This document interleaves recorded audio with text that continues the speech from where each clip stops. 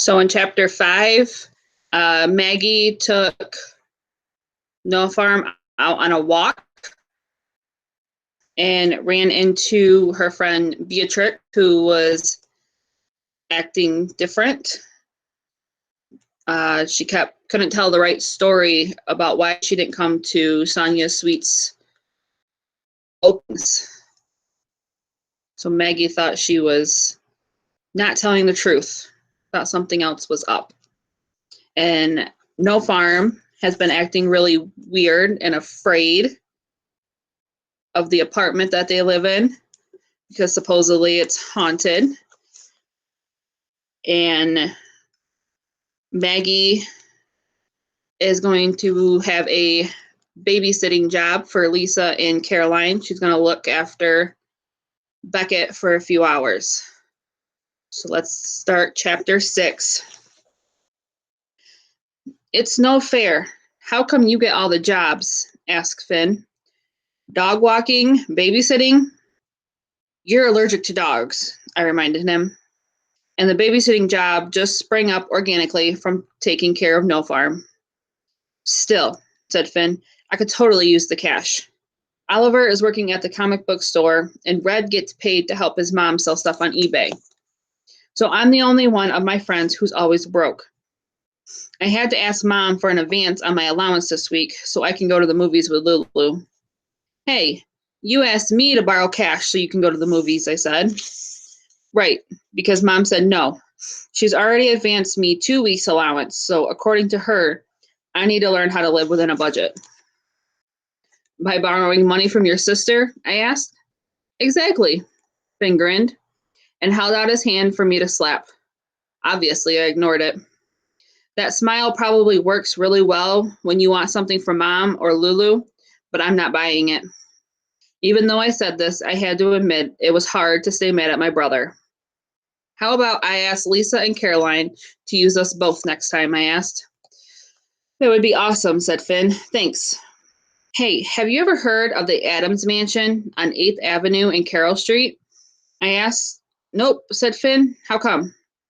That's where Beckett lives now. I went over there with Milo, and he had this whole story about the maid who died in the elevator who's haunting the place and... Wait, are you talking about the ghost at the Chocolate Mansion?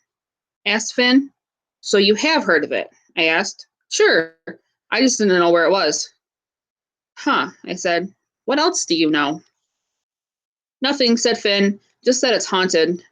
Red went there last Halloween, and he swears he saw the ghost, but I don't believe him. Because those ghosts don't exist, right? I asked. Of course not, said Finn, looking at me carefully. Are you okay, Mags? Fine, I said, not really wanting to get into the whole story about my fight with Milo. If you can call it a fight, I'm still not sure.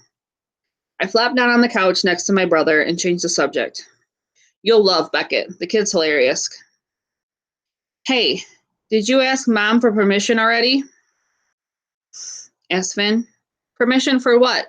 My mom asked as she walked into our room. How are you so good at sneaking up on us? Asked Finn. It's in the parent handbook, Mom said with a wink. Right between the chapters on how to tell when your kid is lying to you and methods of punishment. Funny, said Finn. What are you doing home so early? I asked. My class got out early today, she replied. Mom had recently taken up sculpting because she's trying to get in touch with her creative side. Oh, Finn and I said at the same time. So what do you need permission for? She asked. I gulped, wishing I had more time to prepare my defense. Babysitting, I said, sitting up straighter and speaking with as much confidence as I could muster. On Saturday night, Lisa and Caroline want to celebrate their anniversary, and last time they took Beckett out to a restaurant, he poured water on the busboy. The owner asked them not to return, and they're running out of local restaurants they're allowed to show their faces in. You went and got yourself another job? Mom asked. Are you sure you have time for all this? What about school and fun? Told you, Finn whispered. I ignored him as usual and turned to my mom. Dog walking is fun, and I still have plenty of time for homework. Please, let me try it for one night, and I'll see how it goes. You're the one who wanted us to take the babysitting course. What's the point of all that knowledge if I'm not putting it to work? Plus, hopefully Finn can start babysitting for them too.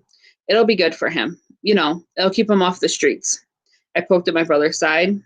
Finn slapped my hand away. Yeah, I'm really at risk here. You make a well-argued case, said Mom in her best lawyer tone. Did I mention my mom is a lawyer? No? Well, my mom is a lawyer. Mom considered my plea for a few minutes before answering. Okay, you can try it next weekend. Please leave me the address. And didn't Beckett's family just moved? Where are they now? They're 2 blocks away, I told her. At 8th Avenue and Carroll Street. You mean near the old Adams family mansion? My mom asked. Doesn't Beatrix live in that high rise too? They're not in the high rise, I said. They moved into the mansion. Or at least they're in one of the apartments, the one on the 5th floor. I didn't realize people were still willing to live there, she said. They must have gotten a really good deal. What do you mean? I asked. This funny expression came over my mom's face. Her eyes, normally so alert, too perceptive for me and Finn to get away with anything, went vacant. Oh, and she didn't bother answering my question.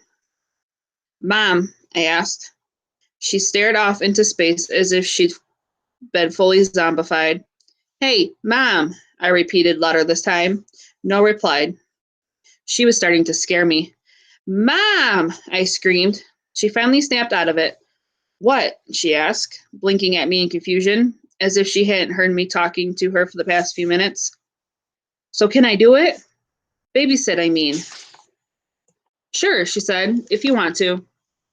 I do. And why do you seem so surprised? About the mansion, I mean. No reason, she said quickly. Are you sure? I asked. Because I've heard about the rumors about the ghost of Margaret. Don't tell me you believe in ghosts too. What rumors? I'm going to get started on dinner, she said, which I don't need to point out was not exactly the answer I was looking for, or any answer at all for that matter, but I decided to let it go because Sonia was calling. I picked up my cell and said, Hey, what's up? You tell me, said Sonia. Do you have any leads on the ice cream parlor sabotage? Not yet, I said as I wandered into my room and sat down cross-legged on the floor. Sorry, it's been a hectic afternoon. I'll try to come over to the store tomorrow. Will it be open? Absolutely, Sonia said. We're not going to be intimidated by anyone. I'm not anyway. My mom is freaking out, though. She's already talking about shutting down the business. Because of one window? I asked. That's exactly what I said, Sonia told me. But I get why she's freaked. Opening this business was a lot more expensive than she thought it would be. If it's not a success, well, I don't know what exactly, but it's not going to be good. I'll swing by first thing and see if I can figure something out. That's perfect. Thanks so much, Sonia gushed. We open at 10. I know, I said. See, you're so smart. You'll figure everything out in no time. No pressure, I said. Oh, there's a lot of pressure, Sonia assured me. I know, I was kidding. Anyway, I'll see you there. Thanks, Maggie. You're the best. I knew we could count on you. I wanted to remind her that I hadn't actually done anything yet, but she hung up before I had the chance. I headed back into the living room and sat down next to Finn. He was watching some reality show. What's this? I asked. Don't know, Finn replied. The show seemed to be about a bunch of grizzled old geezers with long, scraggly beards. Is it good? I asked. Said Finn, his eyes glued to the screen. I pulled out my spy notebook Lulu made it for me as a present after solving my last mystery, finding her retainer before her parents discovered it was missing. This involved dumpster diving, which is all I'm going to say. Anyway, the notebook says Maggie Brooklyn Dog Walking Detective across the front in sparkly rainbow colors. Using it makes me feel half cool private investigator and half dorky kid playing a game. Except the mysteries I solve are real, so I don't know why I get self-conscious about it sometimes. Anyway, flipping to a fresh page of my notebook, I made a list. The sabotage of Sonia's sweets. Number 1, who broke the window and how? What was their motive? Where are they now? How am I supposed to figure any of this out? From there, I was stumped. I'm glad Sonia had faith in me, but her confidence put a lot of pressure on me, too. Just because I'd solved a bunch of mysteries in the past didn't mean I could solve every mystery in the world. What if this one left me clueless? It's not like I had a lot of clues to go on. Oh, but there was a note. The evidence. One threatening note printed on the back of a box of Thin Mint Girl Scout cookies in blue highlighter, neat penmanship, ominous words. Remember, the note said, "Take your cookies elsewhere." What are you doing? Finn asked, turning off the TV. Trying to solve the case of the sabotage of Sonia's sweets, I said. Finn laughed. I like that you actually named your case. That's oh so Nancy Drew of you. I threw a pillow at Finn's head. If you're going to make fun, I won't bother talking to you, I said. Sorry, I was only trying to help. You seem so stressed out. I'm fine, I said, closing my notebook. The case worried me, but that wasn't all that was on my mind. I texted Milo and called him too. I hadn't heard a word from him since he stormed off earlier today. Also, all the radio silence left me feeling unsettled. Dinner's ready, Mom called, peeking into the living room. Where's Dad? Finn asked as we headed out to the table. He's out with a friend, said Mom, so it's just us. Oh, I said. Finn, did you finish your homework? She asked. It's Saturday night, said Finn. Yes, and I thought you wanted to go to that movie later with Lulu. I do, Finn said, which is exactly why I finished my homework this afternoon. I'll show you as soon as we're done eating. That sounds great, said Mom. Hey, how come you're not asking Maggie? Finn wondered. Because she already told me she did her homework yesterday, and I saw it, Mom said.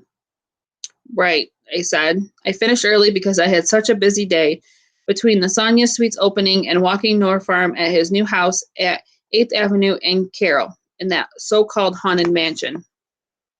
Mom grabbed some bread out of the bread basket and ripped off a small piece. So, how would you two feel about going away this Christmas? She asked.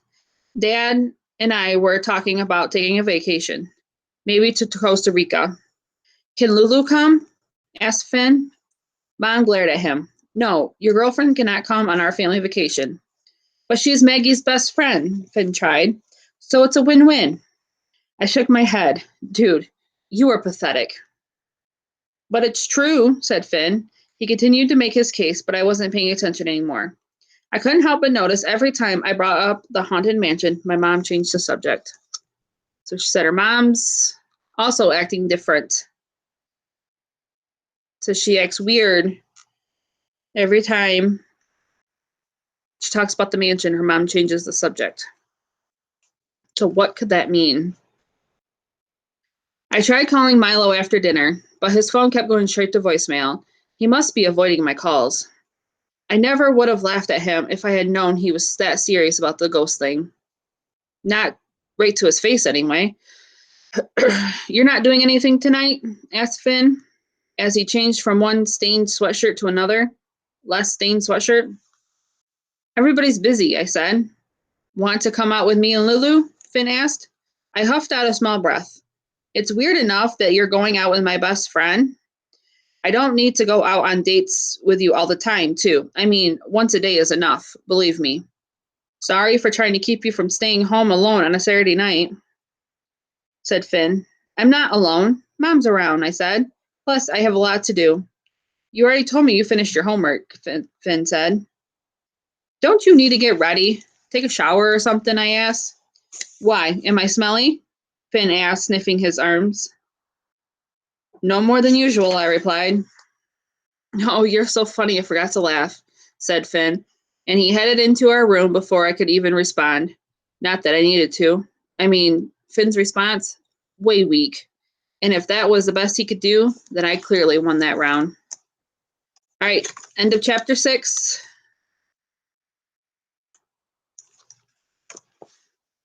Not much happened in chapter 6, just talking about babysitting and the haunted mansion, and said Mom was acting a little different when they talked about it. And